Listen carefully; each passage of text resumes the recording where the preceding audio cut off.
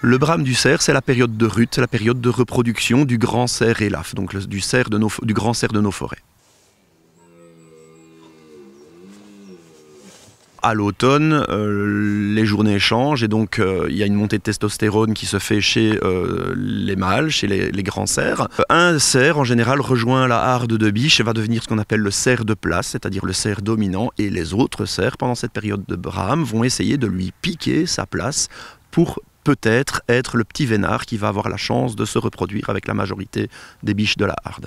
Alors c'est un seul cerf qui va assurer la reproduction sur une majorité des biches de la harde, mais il y a toujours quelques biches qui vont s'accoupler peut-être avec un cerf satellite, donc un cerf qui tourne autour de la harde, ou avec un cerf plus jeune ou un peu plus tôt, un peu plus tard. La majorité des biches va être réceptive avec un cerf de place, et une autre biche qui va avoir une période de chaleur plus tardive va être avec un autre cerf de place à ce moment-là.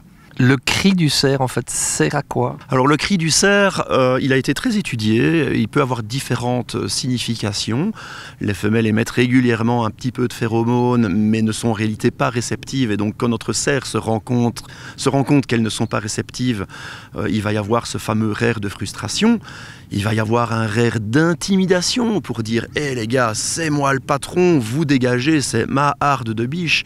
On parle également de rire de victoire, donc il y a tout un tas de significations. Je pense qu'on a étudié 6 ou 7 ou 8 significations différentes pour le rire du grand cerf.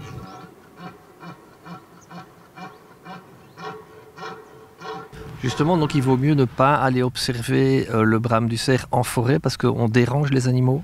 Alors je dirais qu'en fait, il faut aller les observer. On peut aller les observer dans la vie sauvage également, mais de façon encadrée, avec des personnes qui connaissent la chose, justement pour adopter les bons comportements, pour ne pas embêter les animaux, parce que les embêter pendant leur période de reproduction pourrait tout simplement signifier l'interruption en fait du processus de reproduction, et donc on perdrait également un patrimoine génétique de nos forêts.